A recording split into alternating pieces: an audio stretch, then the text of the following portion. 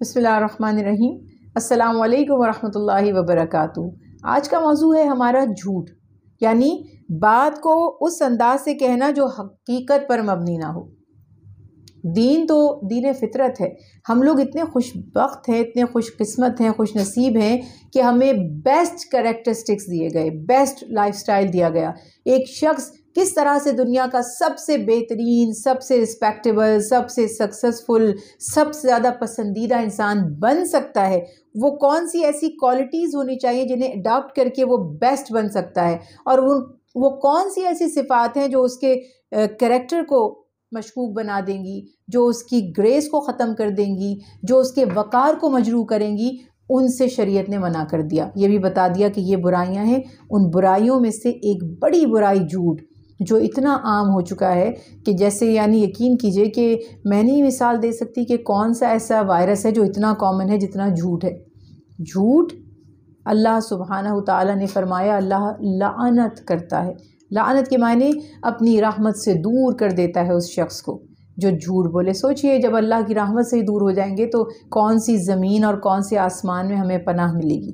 یہ بہت زیادہ اہم ہے کہ ہم اپنی عام روٹین میں، گفتگو میں ایسے جھوٹ بول رہے ہیں جن کو ہم، بد نصیبی یہ ہے کہ جھوٹ سمجھتے بھی نہیں ہیں، یعنی ہمیں ریئلائز بھی نہیں ہوتا کہ ہم جھوٹ بول رہے ہیں یا جھوٹی بات چیت کر رہے ہیں۔ اللہ سبحانہ وتعالیٰ نے سب سے پہلے فرمایا کہ میں اپنی رحمت سے دور کر دیتا ہوں ان لوگوں کو جو جھوٹے ہیں، اور آپ کو پتہ ہے کہ منافقوں کا بھی قرآن میں ذکر ہے اور کفار کا بھی ذکر ہے۔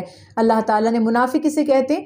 جو زبان سے اپنے آپ کو مسلمان کہتے تھے، مسلمانوں کی جو ریچول تھی، جو پریکٹسز تھیں، ان کو بھی سب وہ پورے طور پر ادا کر رہے تھے۔ اس کے باوجود اللہ تعالیٰ نے فرمایا کہ منافق کاذب ہیں اور ان کے لیے دردناک عذاب ہے، یعنی کافر کے لیے فرمایا صرف عذاب ہے، وَلَهُمْ عَذَابٌ عَظِيمٌ، اور منافقوں کے لیے فرمایا وَلَهُمْ عَذَابٌ عَلِيمٌ، ان کے لیے ڈبل یا تکلیف دہ ترین سزا ہے، کیونکہ یہ جھوٹ بولتے تھے۔ اور رسول اللہ صلی اللہ علیہ وسلم نے فرمایا کہ جھوٹ گناہ ہے، اور گناہ جہنم کی طرف لے جاتا ہے۔ انسان جھوٹ بولتا رہتا ہے، جھوٹ پر عمل کرتا رہتا ہے، حتیٰ کہ اللہ کے ہاں جھوٹا لکھ دیا جاتا ہے۔ اور آپ صلی اللہ علیہ وسلم کی یہ بھی تعلیمات ہیں کہ آپ صلی اللہ علیہ وسلم نے فرمایا منافق کی 3 نشانیاں ہیں۔ جب بات کرتا ہے تو جھوٹ بولتا ہے، جب وعدہ کرتا ہے تو اس کے خلاف کرتا ہے، یعنی وعدہ نہیں نبھاتا، اور جب اس کے پاس امانت رکھوائی جاتی ہے تو اس امانت میں خیانت کرتا ہے۔ تو ہمیں یہ خیال رکھنا ہے کہ منافقین تو سخت ناپسندیدہ ترین لوگ ہیں، اور کفار اور منافقین کا ٹھکانہ جہنم کو کہا گیا۔ تو ہمیں جھوٹ سے بچنا ہے، ورنہ جھوٹ سے ہماری رزق روزی میں بھی کمی آ جاتی ہے، بلکہ تباہ ہو جاتی ہے ہماری زندگی جھوٹ سے۔ دنیا میں بھی آپ یہ دیکھتے ہیں، اور ہمارے بڑے بوڑھے کہا کرتے تھے نا کہ ایک جھوٹ کے پیچھے 100 جھوٹ بولنے پڑتے ہیں۔ تو یہ ایک ایسی دلدل ہے کہ جس میں آپ جتنے ہاتھ پاؤں مارتے جائیں گے نا اپنے آپ کو بچانے کے لیے، آپ اتنا ہی نیچے دھستے چلے جائیں گے۔ تو اس وجہ سے جھوٹ آپ کے امپریشن کو بھی خراب کر رہا ہے، لوگوں کی نظر میں آپ کے وقار کو بھی ختم کر رہا ہے۔ ایک دن آپ کو پتہ چل جائے گا میں جھوٹ بولتی ہوں، لاکھ میں سچ بولتی رہوں، آپ کو میری بات پر کبھی یقین نہیں آئے گا، تو آپ کی کریڈیبلٹی صفر ہو گئی۔ اس سے بڑی سزا اور کیا ہو سکتی ہے؟ اور پھر اللہ کی بارگاہ میں کس قدر ناپسند کیا گیا جھوٹ بولنے والے کو، اور یہ سن لیا آپ نے کہ اللہ کی بارگاہ میں اس کو جھوٹا ہی لکھ دیا جاتا ہے، اور جھوٹے اللہ تعالیٰ کو کبھی محبوب نہیں ہو سکتے۔ دین اسلام چونکہ دین فطرت ہے، اور یہاں پر بہت اہم ہوتا ہے کہ کسی بھی عمل میں آپ کا مقصد کیا تھا یا صورتحال کیا تھی۔ واضح طور پر رسول اللہ صلی اللہ علیہ وسلم کی تعلیمات ہیں، 3 مقام پر احادیث سے مبارکہ میں بتایا گیا کہ جھوٹ بولنا جائز ہو سکتا ہے، یعنی کہ ایسی بات جو خلاف واقع ہو کہنا۔ شوہر اپنی بیوی کو راضی کرنے کے لیے، اپنے ریلیشن شپ کو بہتر بنانے کے لیے، اس کے دل میں اپنی محبت پیدا کرنے کے لیے اگر کوئی ایسی بات کہہ دے تو وہ جھوٹ نہیں ہے۔ جنگ میں تدبیر، حکمت عملی کے طور پر اگر ایسی بات کہہ دی جائے تو جھوٹ نہیں ہے۔ اسی طرح سے 2 لڑنے والوں میں اگر صلح کرانے کے لیے جھوٹ بولنا پڑ جائے تو یہ بھی جائز ہے۔ بڑی پیاری بات ہے کہ آپ یہ دیکھیں کہ یہاں پہ ہر جگہ مقصد کسی کے حقوق کی پامالی نہیں ہے، اب اپنا نفع یا اپنی کسی غرض کو پورا کرنا نہیں ہے، بلکہ لوگوں کی خیر خواہی چاہ رہے ہیں، بہتری چاہ رہے ہیں۔ تو جنرلی ہمارے ہاں یہ کہا جاتا ہے کہ اپنی جان، اپنا مال اور اپنی آبرو بچانے کے لیے اگر آپ کو ایسی سچویشن میں آپ سٹک ہو جائیں، آپ کو جھوٹ بولنا پڑے، تو آپ جھوٹ بول سکتے ہیں۔ قرآن پاک میں ایسے واقعات موجود ہیں کہ 2 لوگوں کو کفار نے پکڑ لیا اور ان میں سے ایک سے پوچھا کہ تمہارا وہ ایک میں تو ہے کہ مسلمہ کذاب تھا یا ایک جھوٹا نبوت کا دعوے دار تھا، ایک اور اسی طرح کا واقعہ بیان کیا گیا۔ تو کفار نے ان اصحاب رسول اللہ صلی اللہ علیہ وسلم کو پکڑ لیا اور ان سے کہا، ایک سے کہا کہ تمہارا میرے بارے میں کیا خیال ہے، اور رسول اللہ صلی اللہ علیہ وسلم کے بارے میں، محمد کے بارے میں کیا خیال ہے؟ تو انہوں نے فرمایا کہ محمد اللہ کے رسول ہیں، اور ان کی بڑی تعریف کی، اور کہتا ہے کہ میرے بارے میں کیا خیال ہے، کہ تو لعنتی ہے، کاذب ہے، جھوٹا ہے۔ اس نے انہیں شہید کر دیا۔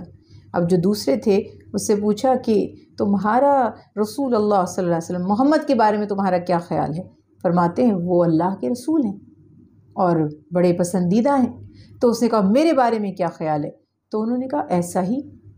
تو کہا ٹھیک ہے تم جا سکتے ہو۔ اب مسلمانوں میں اس وقت بھی ڈسپیوٹ ہو گیا تھا، کچھ نے کہا کہ انہوں نے غلط کیا، اپنی جان بچانے کے لیے معاذ اللہ کفر کا کلمہ کہہ دیا۔ تو قرآن نے ان کی تائید فرمائی اور کانسیپٹ کو کلیئر کر دیا کہ اگر جان بچانے کے لیے ایسی سچویشن میں آپ سٹک ہو گئے ہیں اور آپ کو لگتا ہے کہ یہ بات کہہ کر میری جان اس سے بچ جائے گی، یا میری آبرو بچ جائے گی، یا میری عزت بچ جائے گی، تو وہاں پر صرف اس موقع پر وہ بات کہہ دینے میں اللہ سبحانہ تعالیٰ کی طرف سے انشاءاللہ امید ہے کہ پکڑ نہیں کی جائے گی۔ اگر اللہ کا خوف ہو، دیکھیے 2 چیزیں ہیں جو انسان کو برائی سے روکتی ہیں۔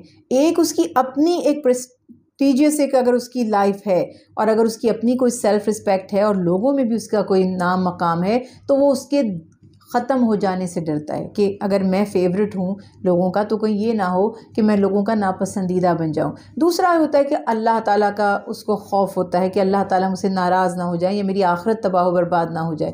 تو رسول اللہ صلی اللہ علیہ وسلم نے فرمایا سچ نجات کا راستہ ہے اور جھوٹ ہلاکت کا راستہ ہے، اور جھوٹ سے رزق ختم ہو جاتا ہے، جھوٹ سے مال میں سے برکت چلی جاتی ہے، جھوٹ سے اللہ سبحانہ تعالیٰ کی تائید اور مدد رک جاتی ہے۔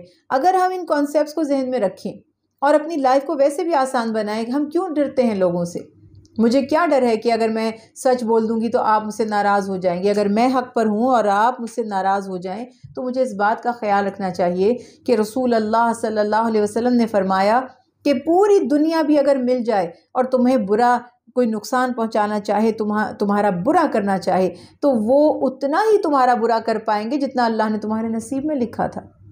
یعنی جو تکلیف تمہیں پہنچنی تھی وہ تمہارے نصیب میں لکھ دی گئی تھی، اگر تم حق پر ہو تو اس کی پرواہ نہ کرو۔ اور دوسری طرف فرمایا اگر پوری دنیا مل کر تمہیں کوئی نفع پہنچانا چاہے، یعنی تمہیں کوئی فائدہ پہنچانا چاہے، تو بس اتنا ہی پہنچا سکے گی جتنا اللہ نے تمہارے نصیب میں لکھ دیا ہے۔